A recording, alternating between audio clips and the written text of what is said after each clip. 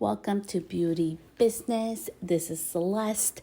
Today's episode, we're going to be talking about part 3 about starting your mobile salon. So I did want to let you know on Tuesday, so this coming Tuesday, I'm going to be giving a free class. It's 29 minutes of very impactful information. So if you're looking for free education in regards to starting your own mobile business, you can go ahead and sign up at celestestylist.com, and you'll see there that there is a button that says a real sweet summit, and that is where you can get your free ticket. You do not have to pay for anything. You get the replay if you're not able to watch it live for 24 hours, or you can upgrade to the all access pass. But I did want to put that out there for you, so let's get to it. So today in part 3, I really wanted to talk about what are going to be your set of wheels and being innovative in your business. The importance in when you start your mobile business that this is not a journey of one size fits all. It's an independent and a personal journey. And today I'm going to be sharing some examples that are really going to be helping you depending on what part of the journey you're in. So let's do that. And I did want to let you know tomorrow I will be releasing an episodio en español. So I'm going to do my Spanish episode on this because it's important to service also my Spanish Latina community. So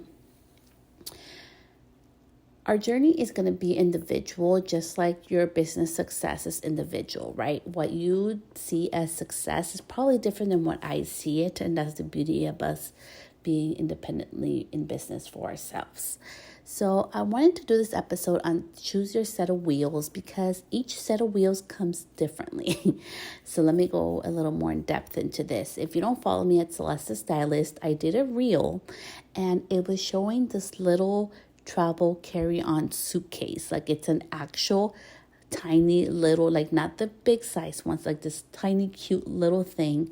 I have used it to travel before, and that's how I started my mobile business, was with a little carry-on travel suitcase. It happened when my first month I was renting, and I had no clientele, so I was like, what do I need to do to pay rent, right? Have you ever been in those shoes in the beginning? And there was this opportunity. I went to a resort. I said I charged $70 for a blowout. I got the gig, and that's how I started doing my mobile business. And I wanted to share that with you because this is not about me. I'm sharing parts of my story because I think it's so important to understand that we all start somewhere, and I've been there too. And if I give all this information, which is super valuable and I should be charging for this, but I don't, it's truly because I had nobody to help me. And also because I believe in our industry, we are so innovative and creative. There is thousands of millions of ideas out there. And maybe you have even a different idea, your own spin-off of what you want to do it. Start with what you have. And that's what this episode is going to be today about. I didn't wake up one day and have the mobile salon I have today and have the second unit I'm about to start renovating. It was a process. And I think it's so important that I be transparent and share that with you too, because sometimes we can feel discouraged, right? We see everybody, or we see the big shiny object, or we see like the end goal, and we're like, man, but I'm like in the step 1. How am I going to get into that huge step? And it's really by taking action. And today I'm going to be sharing some of the stories that I've been getting through my DMs. I'm not going to be releasing names or anything like that for privacy, but I did want to share some of the stories that I've been so fortunate for you, amazing people like you, that are following me and listening to me on the podcast and through the guides and freebies that I also give. That has been so helpful for you, and I'm so happy because that is my intention. My intention is to help you in starting your journey. So I had a DM where somebody had wanted to do this, and she felt really motivated to after reading my story of my whole process. But she is currently working and saving money to get an RV. And I thought it was so beautiful because that was a great example of start with your end goal in mind. She knows she wants to have a mobile salon. She wants to have it with an RV. So that's what she's going to do. And she's working and saving money towards that goal. And I just thought it was beautiful that she shared that with me, and that she is decided to take action in her own journey through that way. Then the other one was that, so she had already had her mobile unit. She has some life situations happen, some really hard, unfortunate things. And she just found me on Pinterest of all places and got remotivated. And, she's going to start her journey again. I've had others that, from other states that want to do the process, not sure how to look into it or find out for them. So they pay me, as their coach, and I find out information and guide them through the process to see what they need to do and what's the best fit for them, for their journey. And I'm sharing all this stuff because each journey is different. So choose your own set of wheels. So let's get to it. I live in California, and here this year has become a little bit more, the guidelines are easier, okay? But in choosing your own set of wheels, I need you to be really in the driver's seat, to be willing to do what it takes to make it happen. And in choosing your own set of wheels, you don't have to do the same thing as me. Like maybe you want to do something different. Like there is vans. I saw somebody who's doing the delivery truck. There is a bus. There is ambulance. Yeah, like an ambulance. I know. Sounds crazy, right? No, they've used ambulances. They've used vintage vehicles. They use vintage campers like I have. It depends. It's, newer ones. You can choose your own set of vehicles. But for me, I think it's so important. Look at your budget. Start with your budget in mind when you're choosing your set of wheels. That first and foremost, I would never encourage anybody to go into debt. I just, one of the beautiful things I've been learning this past 6 weeks, I've been in this program with the Small Business Administration to get a grant, and also about starting a new business and financing and marketing and all those things. And it has really opened, even though I'm so knowledgeable and I have my coaches and everything, it has opened up my mind even more of how important it is to really, I think it's bootstrapping, which is pretty much just utilizing with your own income, with your own money that you have, to start off your business. And that's how I did with mine. And so, I would never encourage that. So there are ways that you can be creative and savvy to, invest less to be able to start your business. I started mine with under $10,000.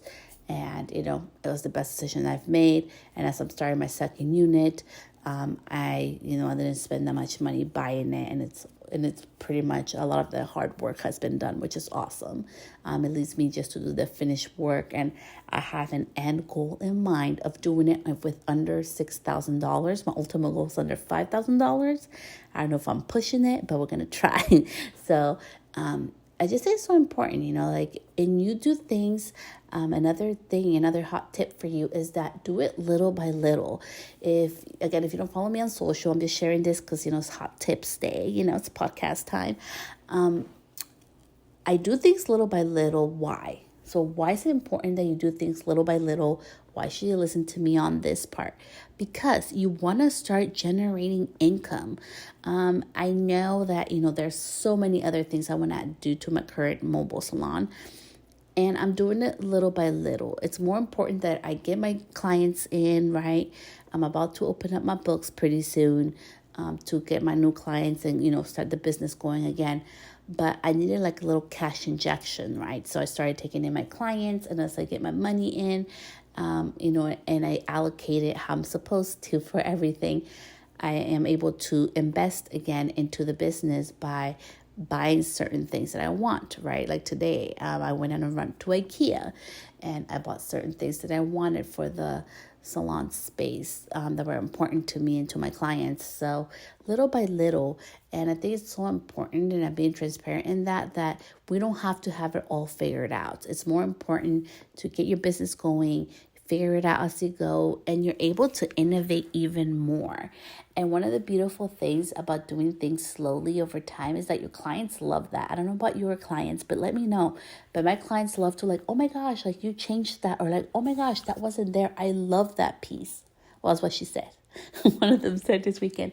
And it's just so much fun. Like, I am the type of personality where even in my own home, I love doing little changes here and there just to keep everything fresh. And it doesn't have to be expensive. You can be creative also in the sense that make sure that you consider also other things that you may not be expecting in your budget, right? So let me share this part with you. So when I got my mobile first done, one of the parts wasn't done by a professional, and there was a water leak, and I had to call an actual plumber to come fix that. And why am I sharing this? Because I was so happy. I had extra money in my budget saved aside for emergencies or unexpected things, right? And I think it's so important that when you start with your budget on choosing your set of wheels, you also have like an emergency budget allocated for things like this, for little like hiccups that may come around the road that you may need to repair or fix. And that's something I wanted to share with you today. And just remember that this is a commitment. Did you know that it takes 5 years for a business to take off? That's according to the Small Business Administration. And seeing everything as I'm about to hit my 5 years in business soon, I think it's really, really true about that. See, because I started business, like I got licensed in 17, and I went on my own in 2018. So 19, 20, 21, 22. Yeah, so next year is going to be 5 years. And my career took off very fast, but my business took a little bit longer than my career. And, it has been a real journey of innovating, a real journey of experimenting and evolving with all the constant changes. And that is the beautiful thing about this, is that you get to choose your vehicle and choose your business under your own terms. So just remember on all that to also always consider, to end this episode, consider your clientele and make them a part of the process. This is one of the things that I talk about in the class that I'm going to be giving on Tuesday. It's going to be about the importance of your clientele. Ask them, like, do they like having big spaces or a small space? How do they feel about coming to you or you coming to them? Like what kind of services are they really looking into? Is it convenient? Do they love having instead a bigger space where you share with other, hairstylists? Do they like the buzz and the magic of being in a salon with a whole bunch of other stylists and other people? Like, it's really important that you consider your clientele for your business. And, if you're going to be losing some when you decide to transition into a mobile business, that you're also are ready for that. And so you may be asking, like, how can you be ready for that? Well, for example, you could have like a wait list, or you can start talking about it. I know for me, it was a big thing and a gamble, as I shared my whole process of going through the whole process again to getting my license and stuff for the mobile salon this year. But I think it was so beautiful to be transparent, to share the hiccups, and just be able to be real time and also have my clients a part of the experience, the ones that were waiting for me and ready for me to start working on them right away as soon as it was up and running.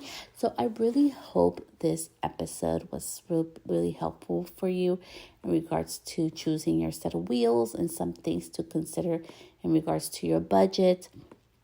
And I know I said I was going to end this episode, but I did want to add one hot tip on here too. Today we're like full of hot tips, but it's just coming out.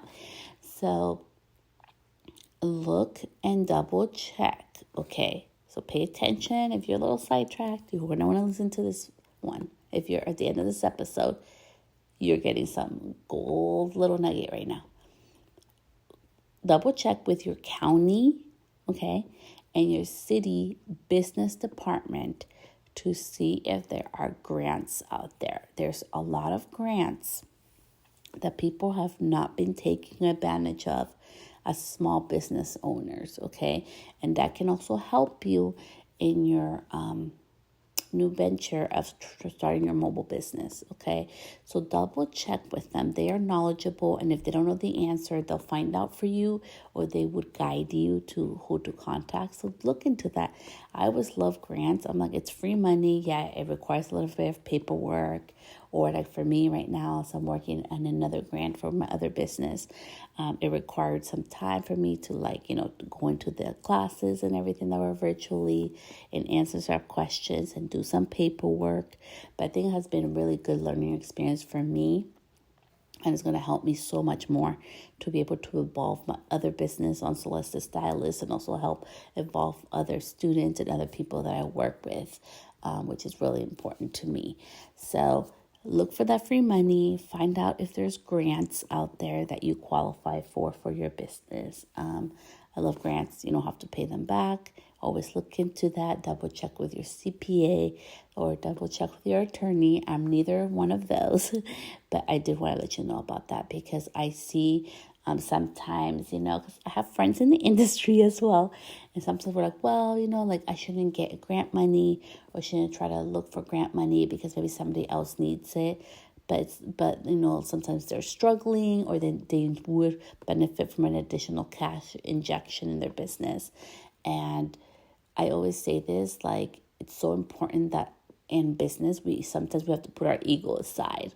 Even though sometimes, I'm still Celeste, a human, and I still need to be able to, hey, if my business requires me to sweep the floor, to wash clothes, to wash the robes and the towels that people use, to wash my implements with soap and water, and then afterwards, dry them, disinfect them again, and dry them again for, one-time use.